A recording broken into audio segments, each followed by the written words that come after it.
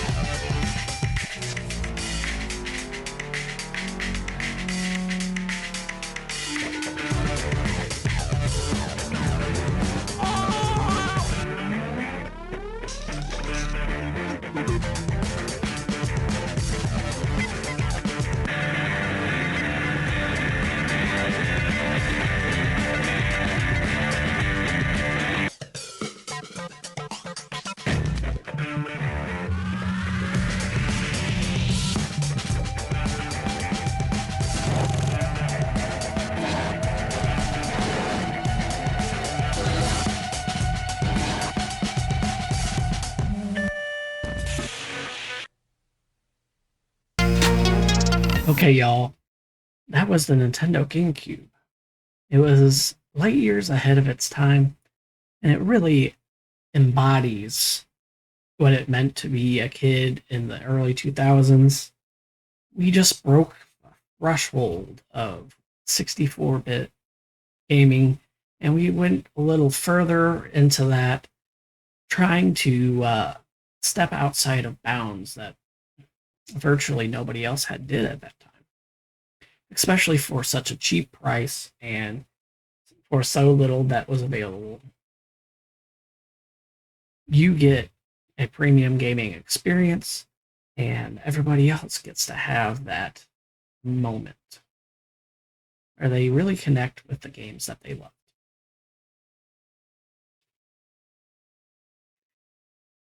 Now we are going to check out our list here.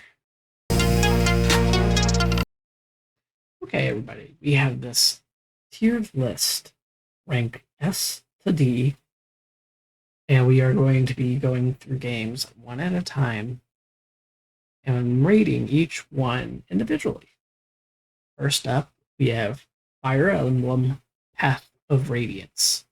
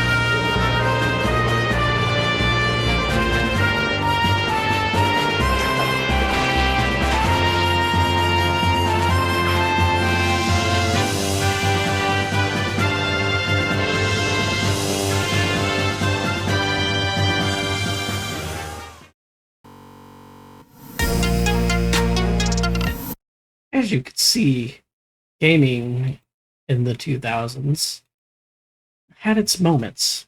For Fire Emblem, it really did transcend generations by creating a unique turn-based experience. Gives you a little more of a modern era feel, not too heavy on things like magic and mystical things, but more on early era warfare, which was unique to its own thing. That's why Fire Emblem made itself so big. Was it wasn't necessarily about any magic or maybe even machines or anything, but tactics. Taking the time to create a motion that really isn't felt from many games like it in its time. But what I call this specific one an A tier, S tier, I don't know. Um, it was good, but it had a lot of moments where it just kind of got dead. A lot of the games of Fire Emblem, kind of, they were kind of in the middle there. Path of Radiance for sure was not at the top for me, to be honest. Um, Especially considering its Game Boy Advanced and Game Boy Color predecessors. Um, they kind of held a pretty high standard. Um, it was 3D and that made it look cool, but it only lasted so long and you could only do a little bit of that planned out combat. So you didn't really get to discover the tactical side as much as you could in other Fire Emblem games. So for me, I would put this guy probably in B tier. Primarily because it's a solid game. You can think hard and long about it all day, but at the same time, it wasn't as tactical as you could get with it. So for that one, solid B. Our next game that we're going to look at is Luigi's Mansion. Luigi's Mansion was the first of its kind in the Mario universe because there have been other games that showed Luigi as the hero of the story, but not to this degree, and they were usually not successful.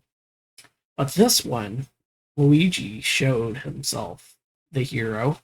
He stole the limelight, and he warmed our hearts with his courage. So we'll go ahead and I'll show you guys the video just for an introduction, just like with the other one.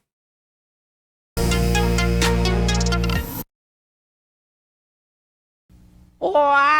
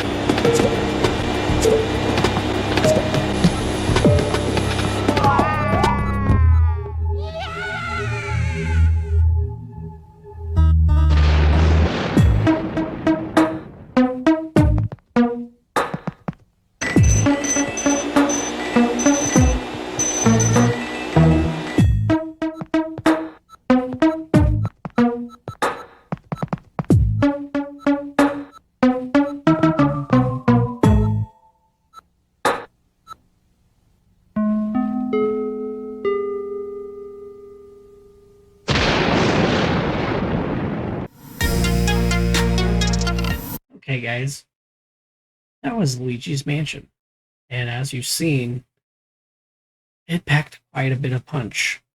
Um, it was its own thing. It was very interesting, full of a lot of little twists and turns, especially for its time. It gave you a lot of back and forth. It had a little bit of that Metroidvania feel to it. Not primarily because you're getting a bunch of little upgrades to try to get yourself about the mansion.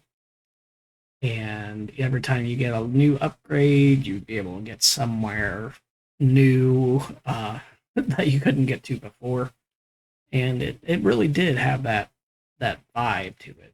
And it was kind of the first time they did something like that. That was a three-dimensional version of that too. So they took that feel and they really made it its own game, which at the time was something big for everyone who was involved. So, um, where am I going to put that on the list?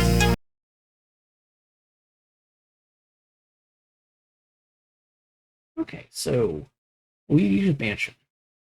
It was a very well tier game. I loved it all the way through. It was unique. It was creative. It had a lot going for it. Um, was it S tier though? In a lot of ways, it was stellar. But when I put it in S, as much as I love the game and it's memorable, um, I feel like I didn't need more of it. So I'm going to put that in A tier. I think that that's probably an accurate place to put it. Um, it is something that, uh, again, very good game. Nothing to complain about here. Like I said, it was very creative. You got to do a lot of stuff on it. Um, there were integrations using the Game Boy Color of all things. Um, but you could also use your Game Boy Advanced as well. They kind of try to blend those two things um, to make it usable in both ways. Um, but primarily because they both had the same attachments, so it didn't really matter if you used a color or advanced at that time. Up next is Mario Kart Double Dash.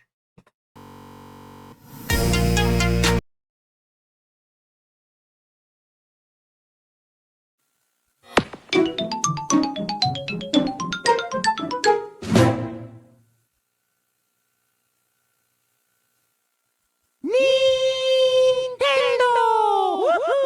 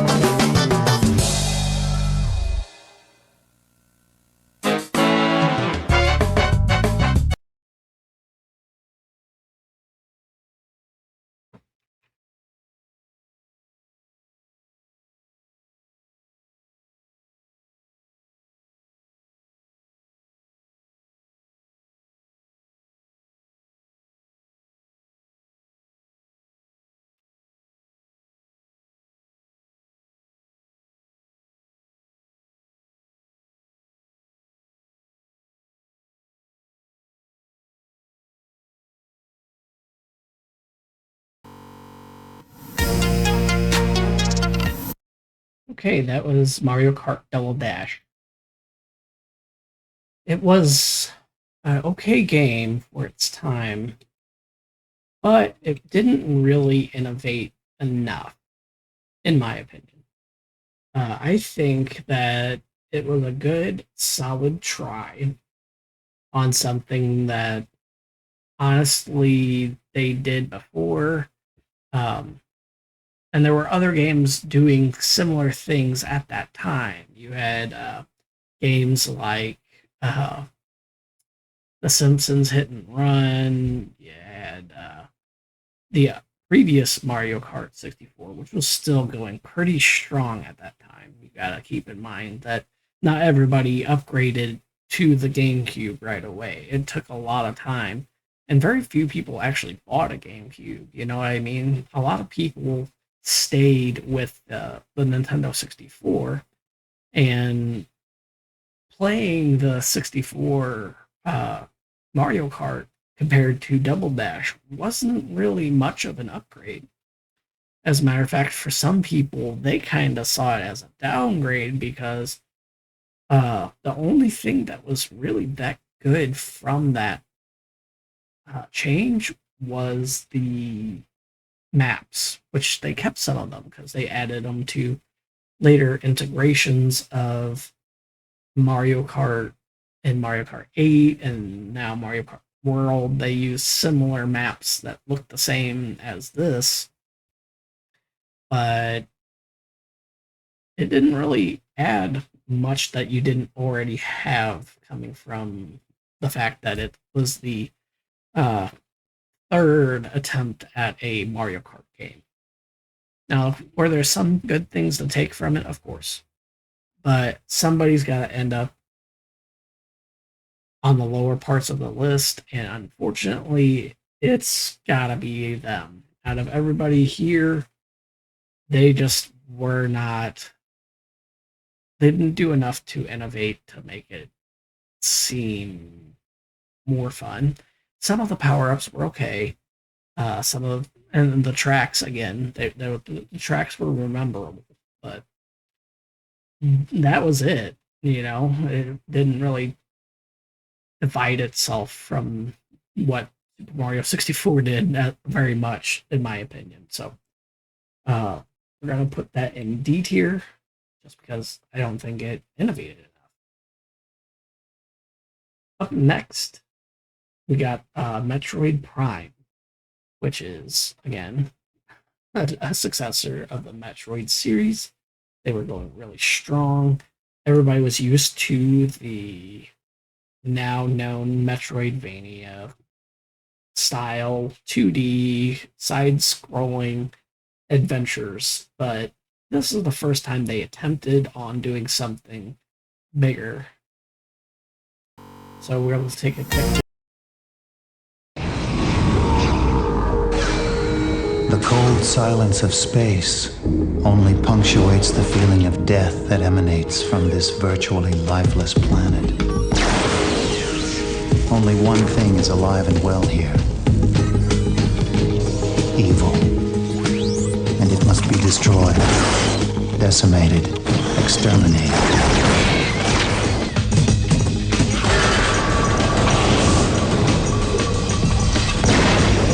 But first, it must be found.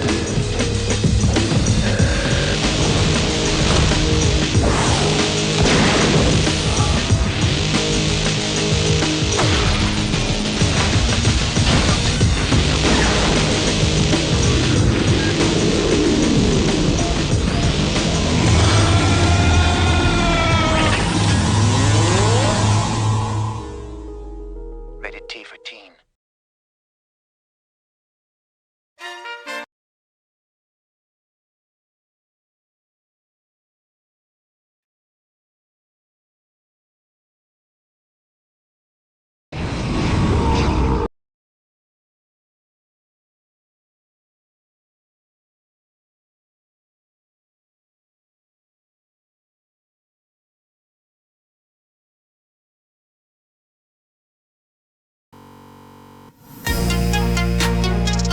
Alright, y'all, that was Metroid Prime.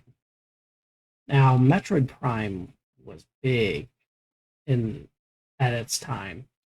not everybody had a GameCube, like I previously mentioned, but a lot of people played this game. It was the first of its kind. It wasn't something that I would jump to probably. I would not jump to say that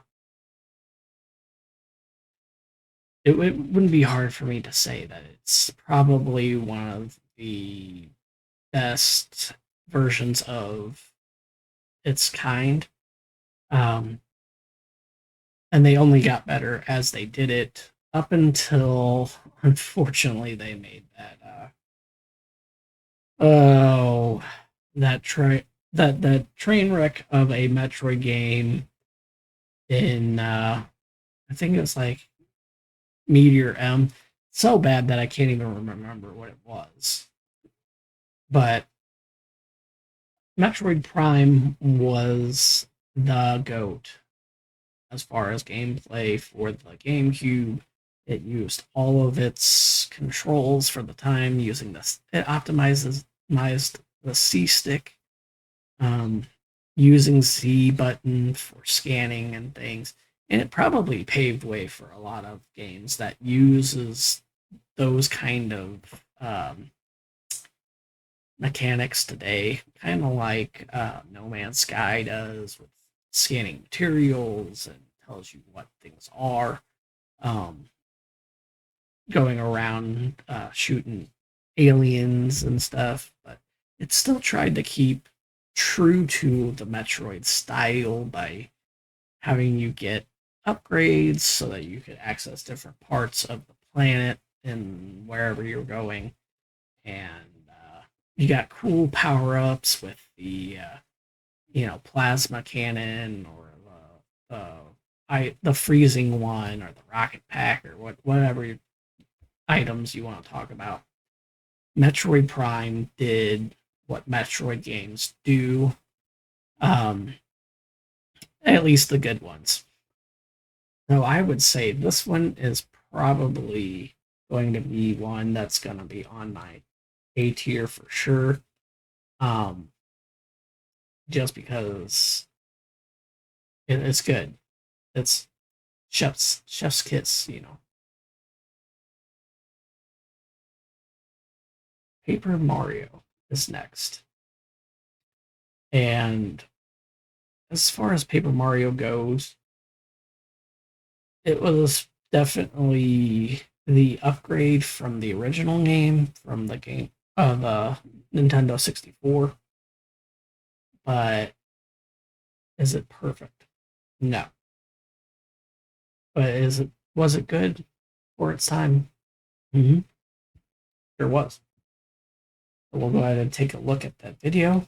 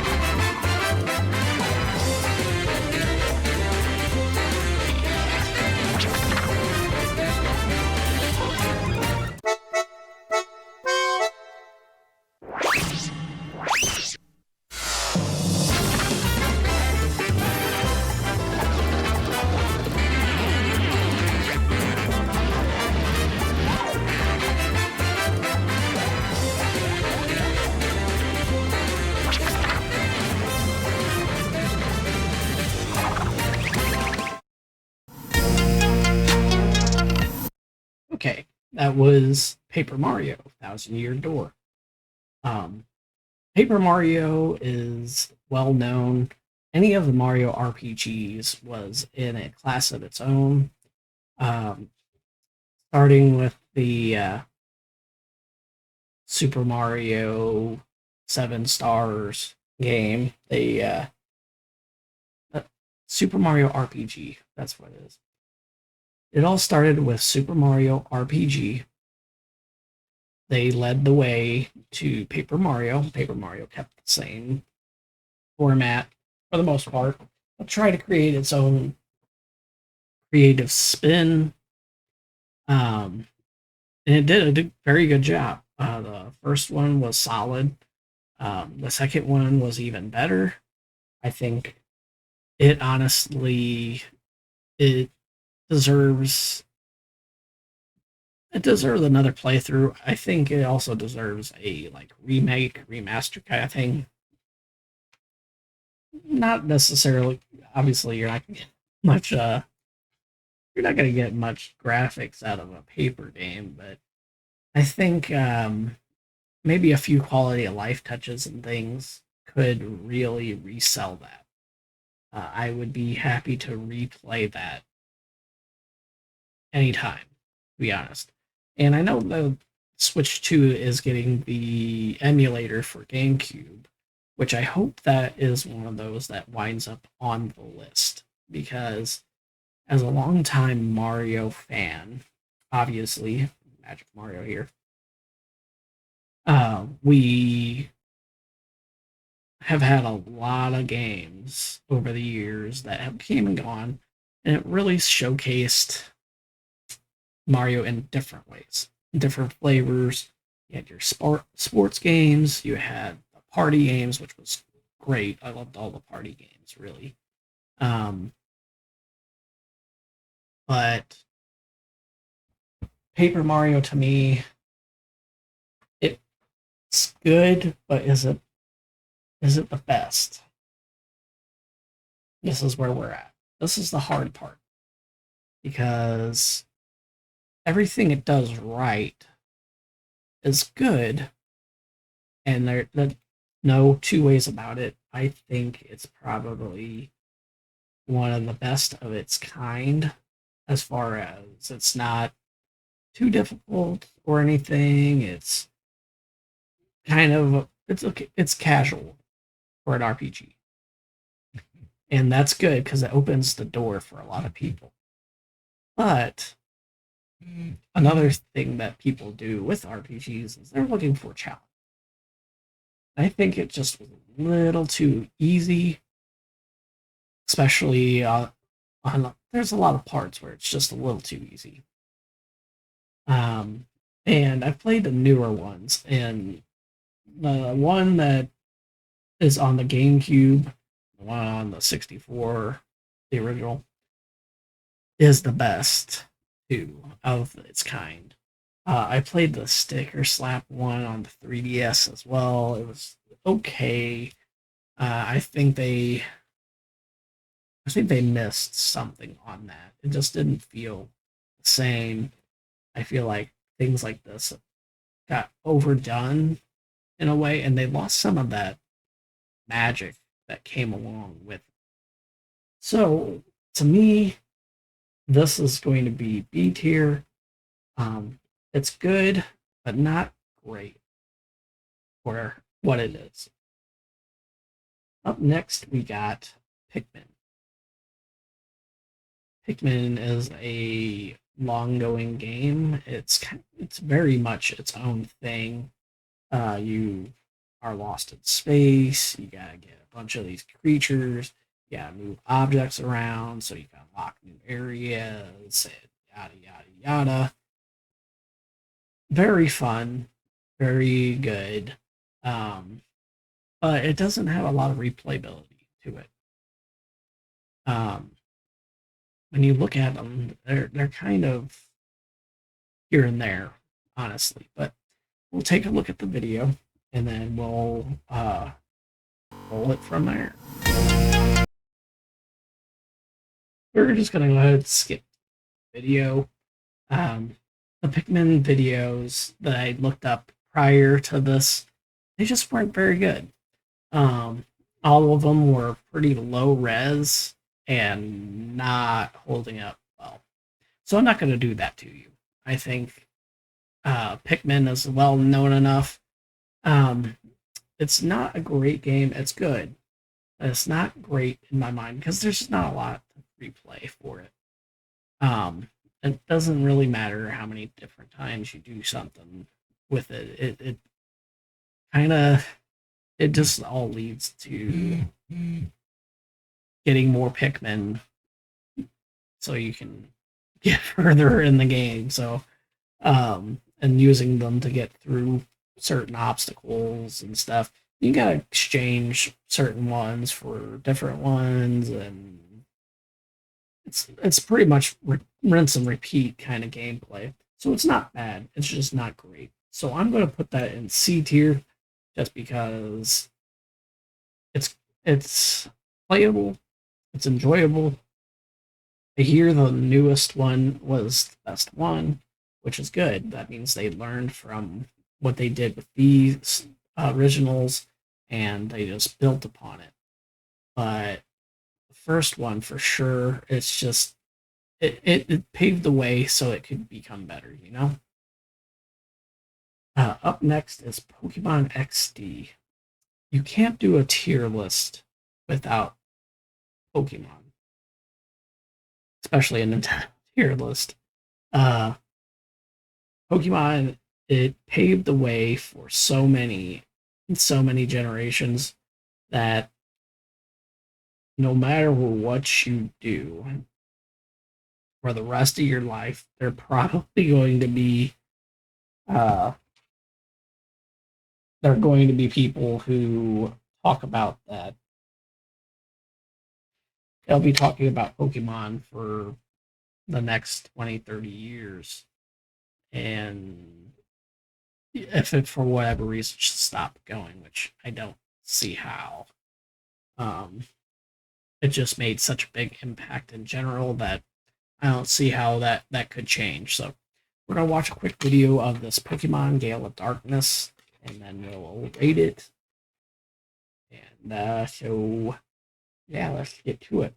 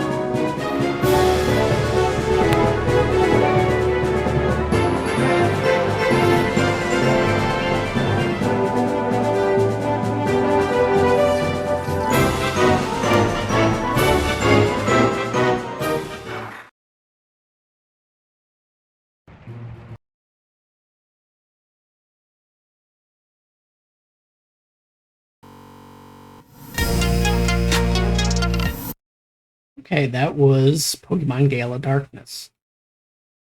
Peak 2005 gaming. You didn't really get too much better than that. Uh, by far the best Pokemon game on console, for sure.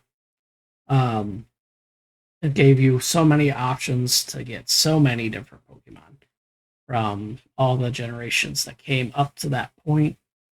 Um, Unfortunately, we only have 3 generations to work with, so you know, 400 Pokemon was doable. You know what I mean? You could literally have any one of your favorite Pokemon to some degree and make your team the way that you want it. And that's the thing about a lot of these earlier Pokemon games. I think all the way up till Gen 7, Gen 6, and Gen 7, something like that. You could make a team from any Pokemon that exists. And I think that was like X and Y or something like that. That was like 1,000 Pokemon at that point, and you can make a team up to that. And I feel like that's kind of missed in newer Pokemon games. Is people don't get to have all the Pokemon that they grew up with. They get the same 400, 500 Pokemon in a game, and that's it. There is no, I mean, if you liked a specific Pokemon, like say for instance you're a fan of Oddish, Gloom, Bioplume, or you happen to like, I don't know, um Bellsprout or something, or you happen to be a fan of Poliwhirl. These guys are cut out sometimes so that they can make room for somebody newer. Um, I just picked some general basic characters, but you understand what I'm saying. Darumaka, that's been taken out of games before. Um, you've got a lot of Pokemon from Black and White have been not put in games, uh, just so that it can make room for somebody new. But I think that's a problem. And that's a mistake. I think the Pokemon Company needs to understand that there are others in the market who do the same thing or similar and do it better than they do. We're in a place where competition is expected. Gaming expects competition. All businesses expect competition, or at least you should. And if you don't, you're going to get passed up. It's that simple. But for me, uh, Pokemon Gale of Darkness did a good job. It was solid. It had all the Pokemon up to that point. You could get them just about anywhere. You didn't mess around with a starter Pokemon like some games have you do. You start with an Eevee, which you didn't get to do back then because Eevee was rare and you usually only got one per game up to that point. So getting one at all was neat. So I'll go ahead and put that Gale of Darkness up there in S because it was great. I replayed it numerous times.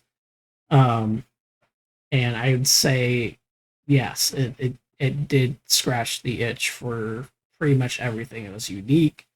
It created its own story, which was deep and rich, and it was good for like adults and kids alike. It wasn't like raunchy or graphic to a degree, but the story was pretty deep and touching and things like that. Up next is its predecessor, which was Pokemon Coliseum, which came out before it, and it was okay for a Pokemon game, and it did a lot of things that made Pokemon XD work. But we'll go ahead and watch the video for that.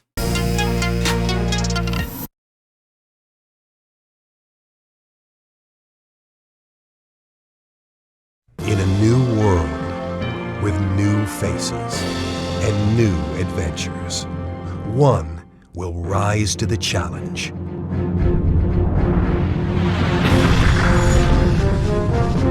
In an all-new role-playing adventure taking place in a whole new region, Pokemon come to life like never before. Travel to the farthest corners of a wild world, explore new towns, meet fascinating trainers, and uncover mischievous plots. A sinister organization is using Pokemon to realize their plans for world domination. These Pokemon have been misled as the organization attempts to create the strongest shadow Pokemon. It's up to you to restore balance to the Pokemon world. Seek out the shadow Pokemon and snag them. Once captured, put forth all of your efforts to purify them of the shadow. It's time for a new hero, with new friends to battle new foes. Let the adventure begin. Bring your battle to the big screen with supercharged Pokemon battles. Ruby and Sapphire Pokemon, new 2-on-2 battles, and fabulous arenas beckon you to prove your Pokemon mastery. Big adventures and massive battles. The new world of Pokemon explodes onto the Nintendo GameCube with Pokemon Coliseum.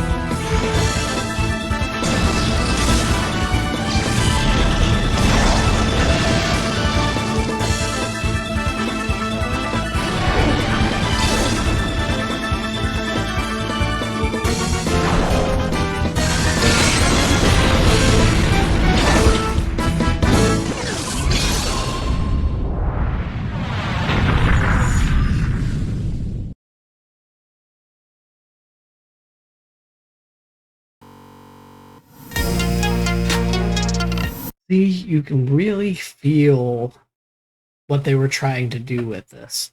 And I really did like the game itself. There wasn't too many others doing what they did at that time.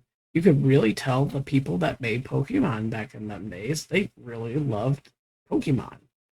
You know, they loved the Pokemon, they loved their fan base.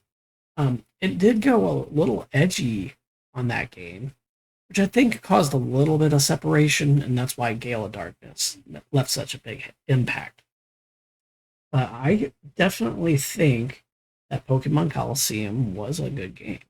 I think it's memorable. It had a lot of replayability, but it just was not that S tier quality like Gale of Darkness was.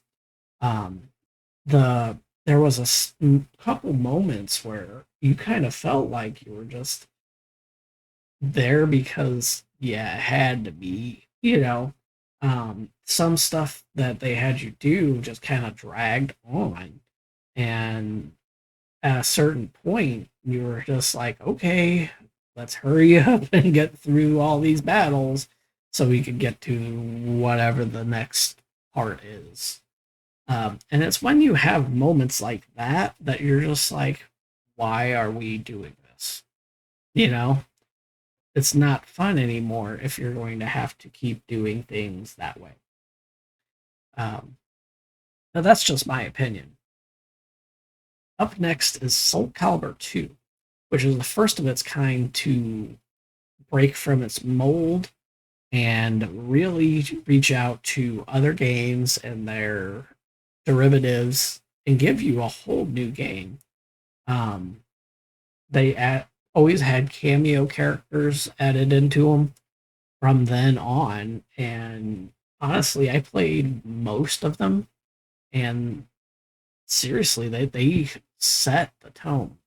So we'll go ahead and watch the video for that as well. Let's.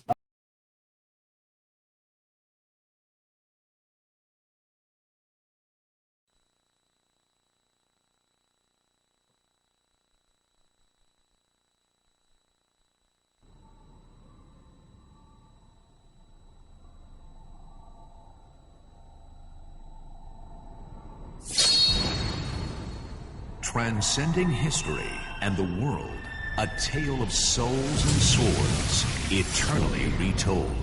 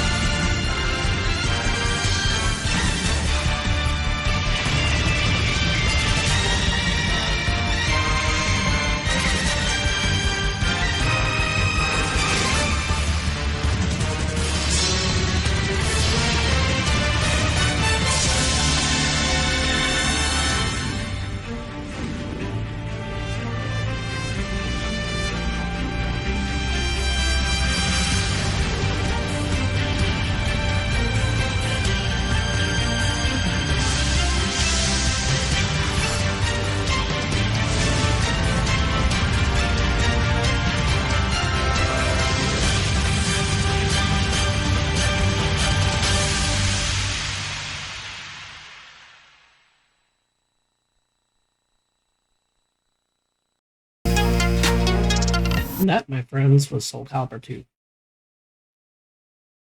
It is a long-standing game that has been around the block a time or two, and I can honestly say it's got to be one of the best games that they had for the time. There was a lot of fighting games that has been around, but it really went pretty far with all of that. They put in a lot of detail and time in making that fighting game. And there were a lot of fighting games during that time, but it was kind of a league of its own.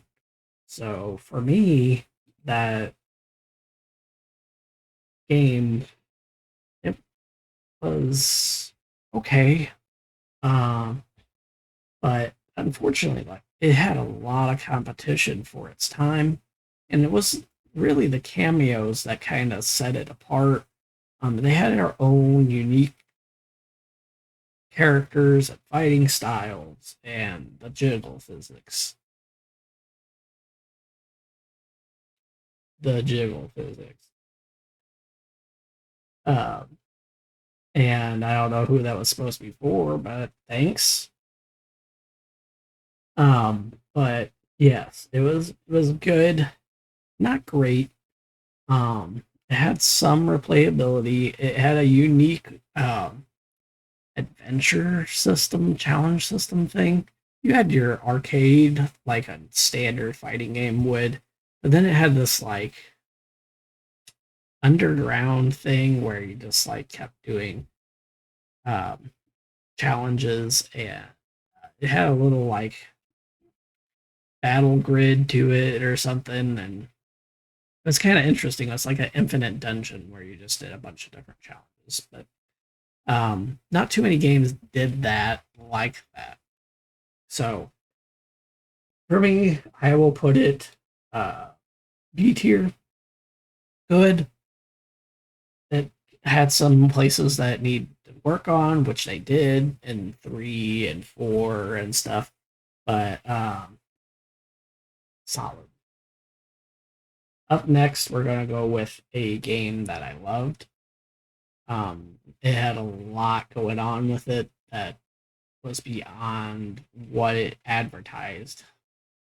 Next is Sonic Battle Adventure 2, which they made the movie Sonic 3 recently from that game, which gave it a lot of buzz.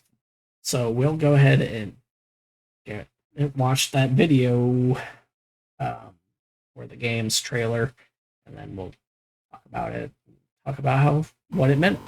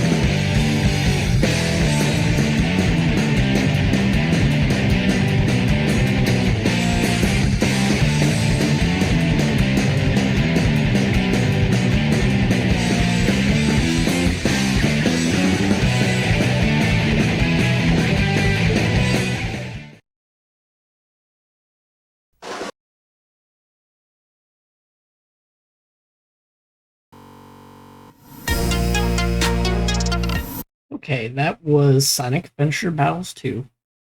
I don't really need to discuss much on this because it really was the best of its time. Sonic Adventures Battle 2 was very creative. The maps were okay. Some of the things they had you do were kind of questionable, but the thing that made it great to me was the Chow Garden. and anybody that played it knows. So basically, what they did was they gave you a child, or two, or three, or whatever. And depending on which Sonic character interacted with it and gave it specific animal parts and things, which you collected throughout the game, you could increase its growth and stats and things. And if you got it far enough, it would turn into an angel or a demon, depending on, again, which character handled it. And that was pretty unique. And nobody really expected that. I mean, anybody that played the first one knew it was coming. But the thing was, it was such an obscure series for Sonic that nobody really expected it. It had some of the best music, I think, that a Sonic game has had. Seriously, it makes you kind of question a little bit, you know, what was going on with the Sonic team at that time, because they did that, and then they did Sonic Heroes a little after that. But for now, I would say the Sonic Adventures Battle 2 is going to be an A tier for sure. Only because some of the things they had you do was kind of weird. There were some levels that you had to do with Tails and Knuckles that were just kind of the hunting for the shards were okay. The robot battle thing was, I think they could have did more with it than they actually wound up doing. But the Sonic levels, the Sonic or Shadow levels, those were pretty good. But overall, I think it was okay. Up next is Star Fox Adventures. Boy, I wish they would have not did that.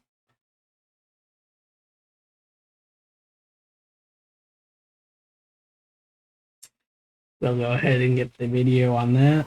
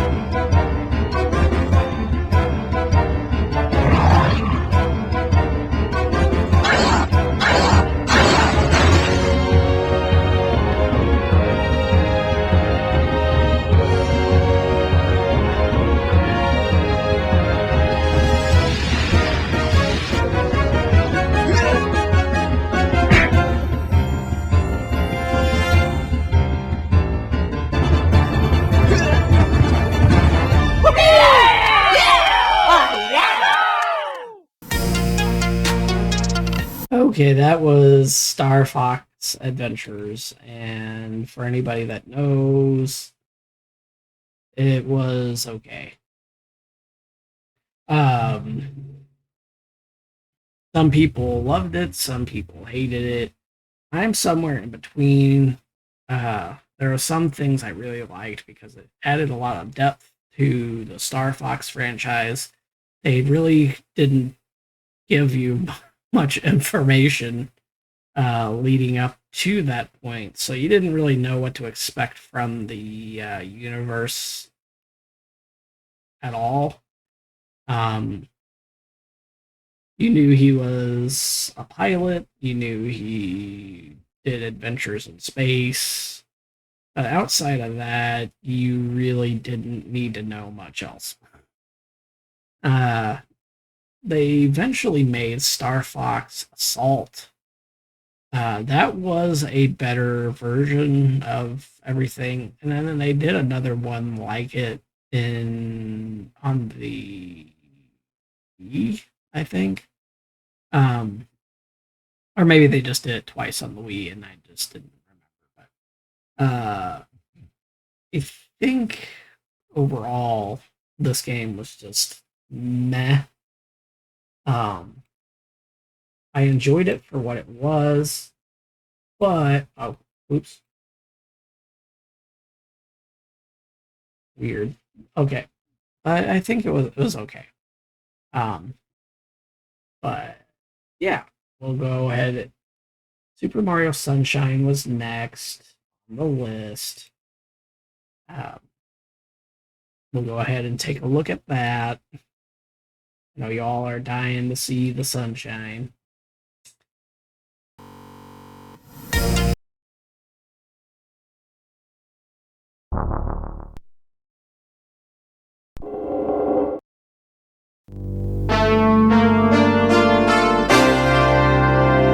Super Mario Sunshine! Woohoo!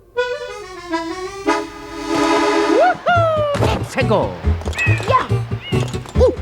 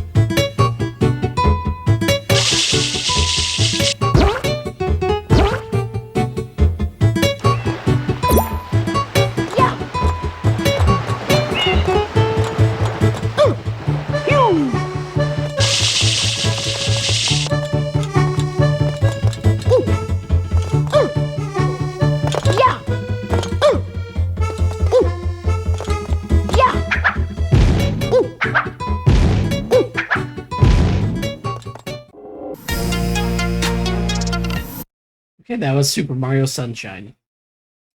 Uh, it's gonna be kind of a hard take for me, but I really, really enjoyed it.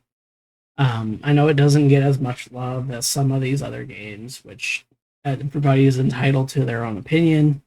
I don't expect anybody to agree, but I do think it was good. I think that they tried to do something new.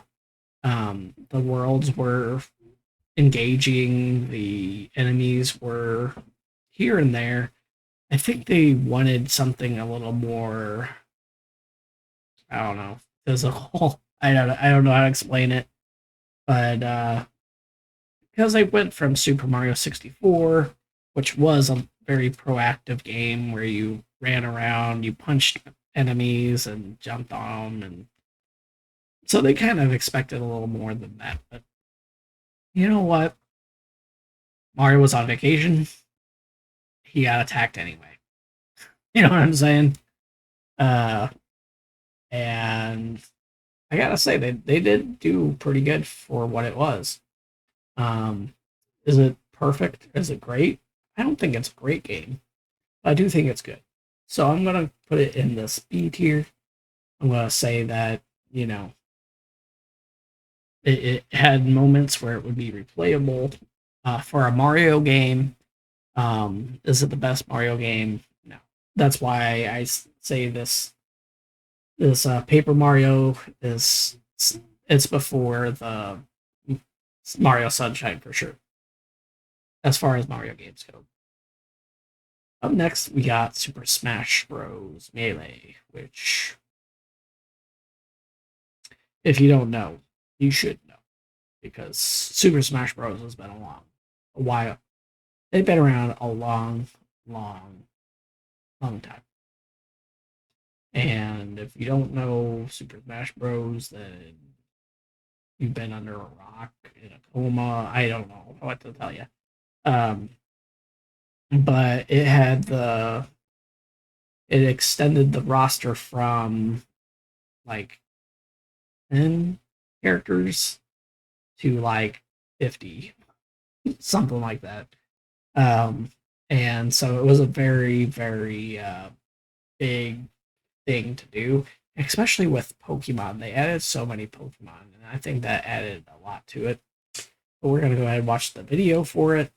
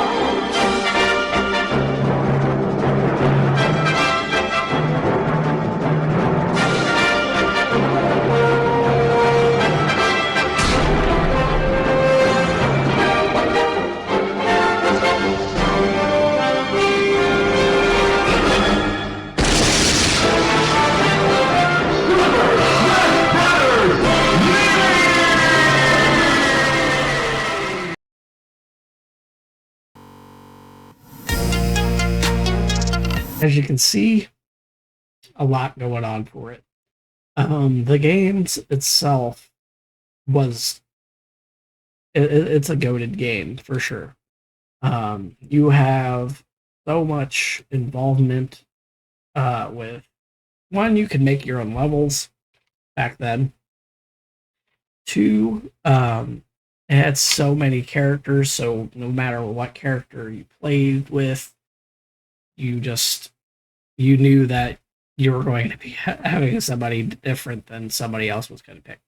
And at that time, you really only had 4-player maximum. You know what I'm saying? Wasn't an online thing. It you played with 4 friends that you had in the neighborhood, maybe not even friends. It might have been, a brother or sister or somebody. And you sat there on the couch with whoever was around, and they were there. Honestly, I can say without a shadow of a doubt, this game was the game. They thought it through. They gave you a lot of options for replayability. The story mode was different from the first game, which made it way more playable. And they kind of got an idea for what they did with Brawl on the Wii, just from doing this. This gave them a lot of ideas, and they ran with it. And I was pretty happy with what they did with on the Wii as well. But you wouldn't have had that without this, for sure. For sure. So I'm going to be putting this in S because it had everything I wanted out of a game as a kid. I could see the concept they were going with. Back at them days, and then down their days, they were trying to make a game where it was like young kids playing with toys in their bedroom, and this is all just happening in their imagination, which is excellent idea, to be honest. Because how else do you get the creative juices flowing for children by giving them this, you give them a way to see the creativity, and then they themselves can be creative. Up next is going to be probably one of my favorites. You can't do a Nintendo tier list without Pokemon, Mario, or Zelda. And up next is Legend of Zelda Wind Waker. It is the first of its kind as it is, and we'll take a look at it.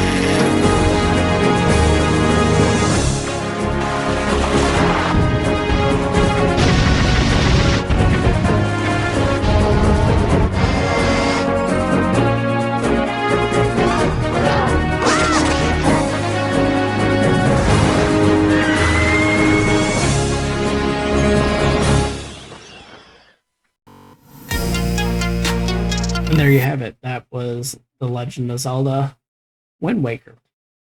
Now, with the Wind Waker games, it used a cartoon Link in his first adventure that I call a semi free roam game, which means you could do a lot of things early on.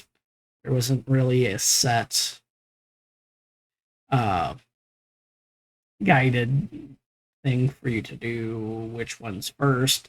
If you wanted to unlock the map, you could do that first. You could, collect all kinds of things ahead of time, and it would save you a lot of grief and hassle for basically anything that you would have done in that age.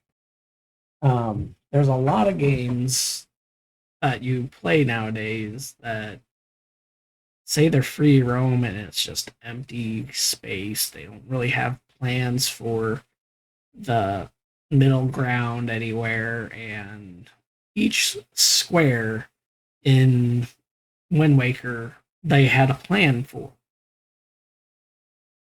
And whether you made use of it or not is really just up to you. They wanted you to have a open sea voyage on your little ship, sailing around to whatever place you felt like sailing. They played with, the direction of the breeze and all kinds of things that people weren't doing at that time. the mobs dropped weapons, you could pick them up and use them against the enemies. You could grab loot from the enemies while they were still moving about, collectibles and stuff, but you couldn't do that.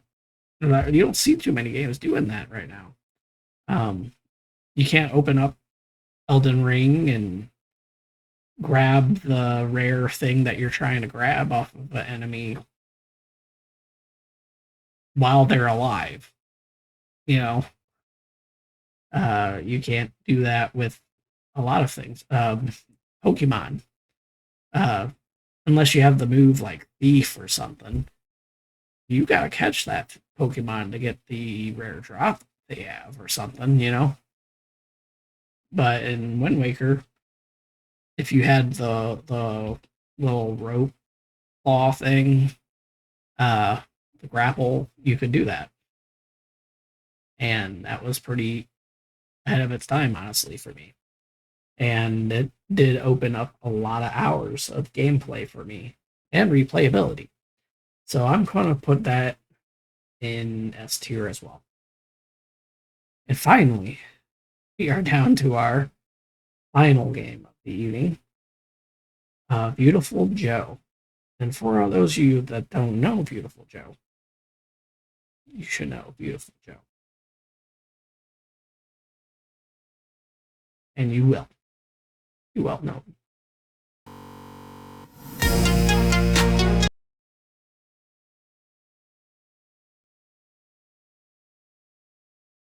When the V-Watch starts to glow, Voice, it really is Captain Blue!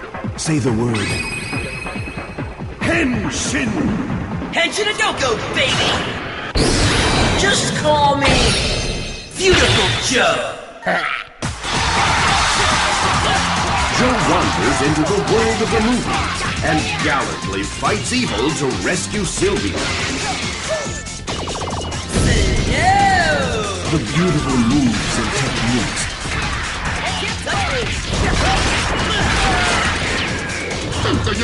Yo, man. What's up? I'm the one who put that star on Captain Blue's face. And you'll be lucky if you get away with your life, boy. Oh man, don't flatter yourself. Mach speed! That flows from your heroic captain's stance. Zoom in! Exploit them for good deeds and save this world. Let's rock, baby! We need that girl for our dastardly plan to escape Movie Land. What are you yapping about? Escape Movie Land. Right. Well, since you'll die anyway, I guess I can reveal to you our evil plan. You ought to watch your big mouth until you know you're gonna win. You've been making waves in our world, but you should realize you're just a sidekick. The grueling attacks of the evil forces know no end. Appearing before his battered body, the most imposing of the shadows shows no mercy. Have you not heard? This movie is already over. Captain Blue defeated, and we are victorious.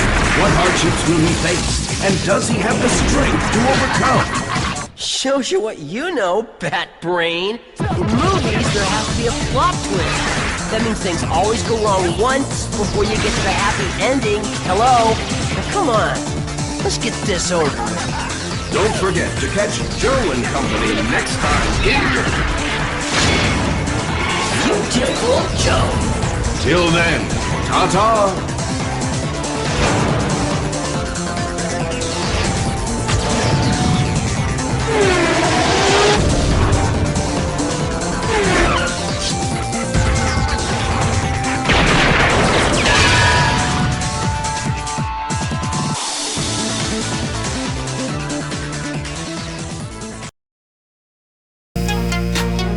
And that, my friends, was Beautiful Joe.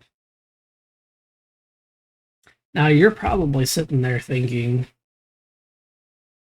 what was that? And all I could say to you is it was endless hours of ridiculousness on top of entertainment that you would only find in the movies. And it had subtle humor from the 90s that, you know, you could only find in that decade. Really, to be clear, it's just kind of, it is what it is. But it was ahead of its time. It was full of a bunch of humor and hilarity. It was very full. There wasn't really anything like it at its time. They really created something special. I don't know why it didn't catch like it could have, because it's essentially the same humor that they do in things like they do the same kind of humor in Deadpool movies and a lot of the Marvel movies and stuff that you would find in this game.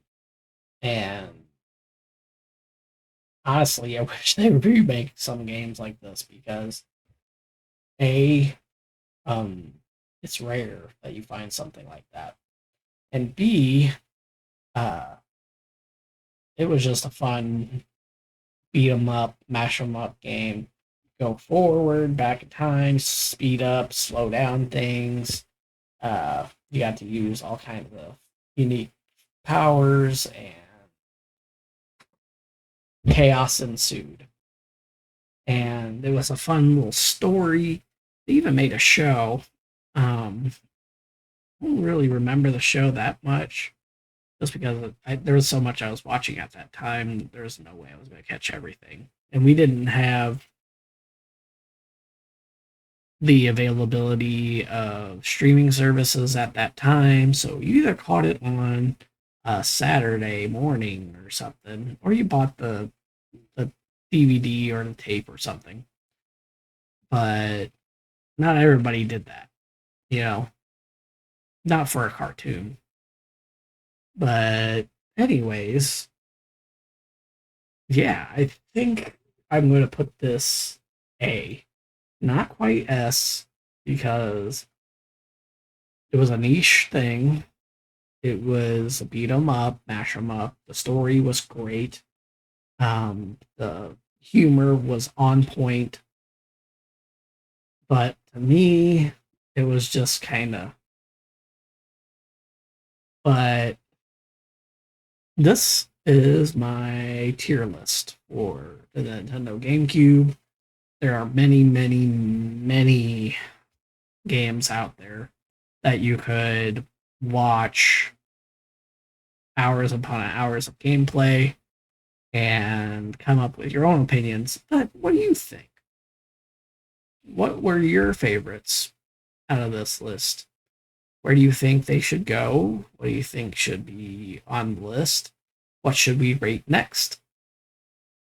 I have a few ideas coming up in the future that we will do and prepare for on that. But yeah, I think this went over pretty well. And here you have it. This was my list. I'll have it listed on Twitter and Facebook and stuff, so you guys can take a look at it and make your own opinions on the matter. But I think this is probably one of those things that everybody's going to have their own game or two that they think should have been added, that, you know, it was theirs. But you know what? We got a good, hearty number of games here. Let's see, 8, 12, there's 15 titles here. And I could have easily filled this list with at least 30. So you kind of get what you get with this. But yeah, what do you think? What's your take on it? What's your thoughts, feelings, and opinions? Feel free to list it below in the in the comment section. And yeah, feel free to like and subscribe, and we will see you guys again in the future. As always, I am Magic Mario. Peace.